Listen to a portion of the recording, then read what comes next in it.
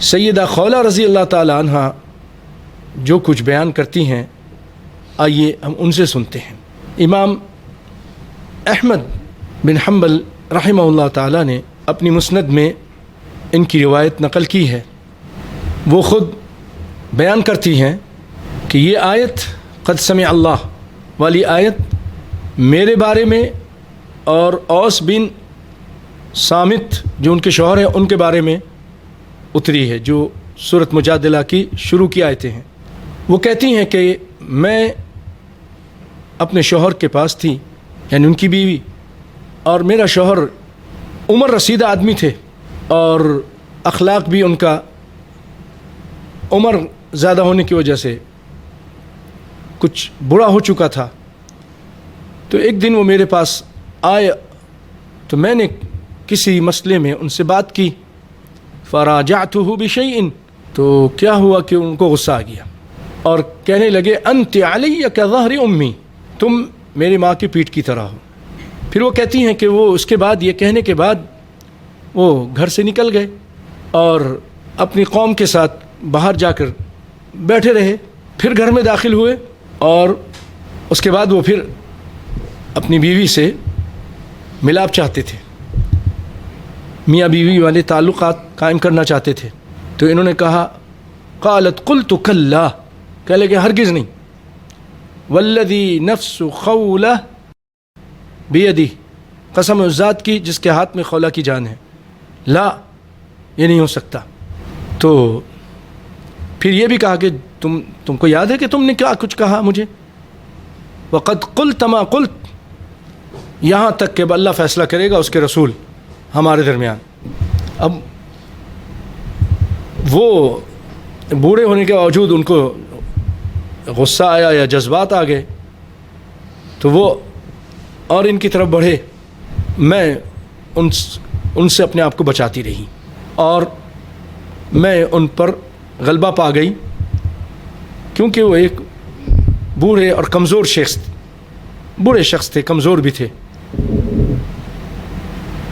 اور اس کے بعد کہتی ہیں کہ میں گھر سے نکل گئی، اپنے پڑوسیوں کے پاس جا کر ان سے کپڑا پردہ کا وہ استعارتاً لیا اور میں چلتی ہوئی رسول اللہ صلی اللہ علیہ وسلم کے پاس آ گئی اور میں آپ صلی اللہ علیہ وسلم کے سامنے بیٹھ گئی۔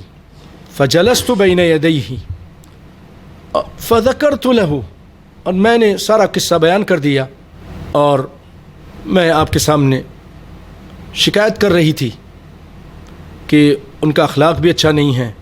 تو نبی صلی اللہ علیہ وسلم کہنے لگے اے خولہ ابن عمکی شیخ کبیر، تمہارے چچا کے بیٹے ہیں، یعنی چچا زاد بھائی ہیں اور اب بوڑھے ہو چکے ہیں، فاتقی اللہ بھی، ان کے بارے میں اللہ سے ڈرو۔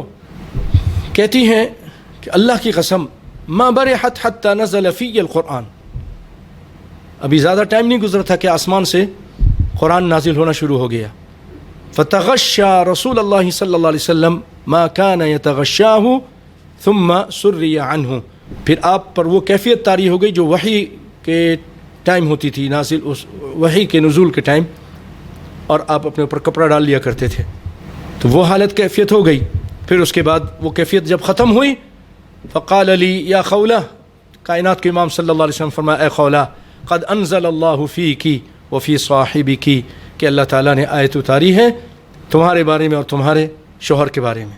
ثم قرأ علیہ، پھر آپ صلی اللہ علیہ وسلم نے یہ آیت تلاوت کی، قد سمع اللہ قول التي تجادلك في زوجها وتشتكي إلى الله والله يسمع تحاوركما إن الله سميع بصير، إلى قوله تعالى وللكافرين عذاب أليم۔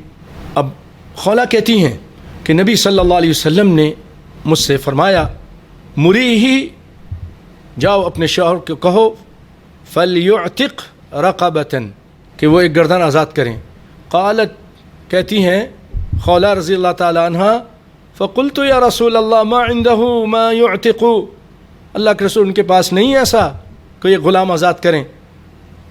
قال فلیصم شہرین متتابعین، جائیں ان سے کہیں کہ پھر 2 مہینے کے روزے رکھیں پے در پے، بیچ میں اگر ناغا ہو گیا تو پھر دوبارہ سے شروع کرنا پڑے گا۔ قالت فقلت واللہ انہ لشیخ کبیر، کہنے لگیں اللہ کی قسم وہ تو ایک بوڑھے آدمی ہیں، شیخ کبیر ہیں، ما بہ من صیام، وہ روزہ نہیں رکھ سکتے۔ قال فلیطعم 60 مسکینا، جائیں پھر کہیں کہ وہ 60 مسکینوں کو کھانا کھلائیں۔ وسقا من تمر، وسق پیمانہ ہے کھجور کا۔ قالت فقلت واللہ یا رسول اللہ ما ذاک عندہ، اللہ کے رسول یہ بھی ان کے پاس نہیں ہے۔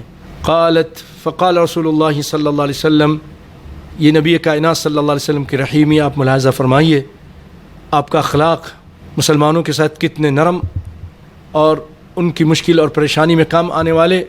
آپ فرماتے ہیں فَإِنَّا سَنُعِينُهُ بِعَرَقٍ مِّن تمر، ہم ان کی مدد کریں گے ایک زنبیل، ایک عرق، یہ بڑے سے تھیلے کو، زنبیل کو کھجور کے اس کو کہتے ہیں، تو میں اس کے ذریعے اس کی مدد کر دوں گا۔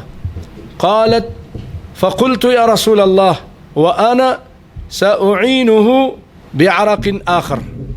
اب یہ دیکھیے یہاں پر حالانکہ ان کے شوہر بوڑھے، لیکن اتنی وفادار اپنے شوہر کی اور اتنی ان کے ساتھ تعاون کرنے والی، اللہ اکبر، کہتی ہیں کہ اللہ کے رسول میں بھی ان کی ایک مدد کر دوں گی، ایک زنبیل میں بھی دے دوں گی۔ قالت فقلت قال، تو آپ صلی اللہ علیہ وسلم فرمایا قد اصبتی و احسنتی، تم نے بہت ہی اچھی بات کہی، فاذهبی فتصدقی به عنہ، تو آپ نے فرمایا جاؤ جا کر تم ان کی طرف سے یہ صدقہ کر دو۔ پھر ثم استوصی بابن عمک خیرا، قالت ففعلت، پھر آپ صلی اللہ علیہ وسلم نے یہی کہا کہ دیکھو اپنے شوہر کے ساتھ بھلائی کرو، اچھائی کرو، خیال رکھو ان کا۔ قالت ففعلت، کہنے لگے اچھا میں ایسا ہی کروں گی۔ آپ دیکھیں ان کی عظمت، اللہ اکبر۔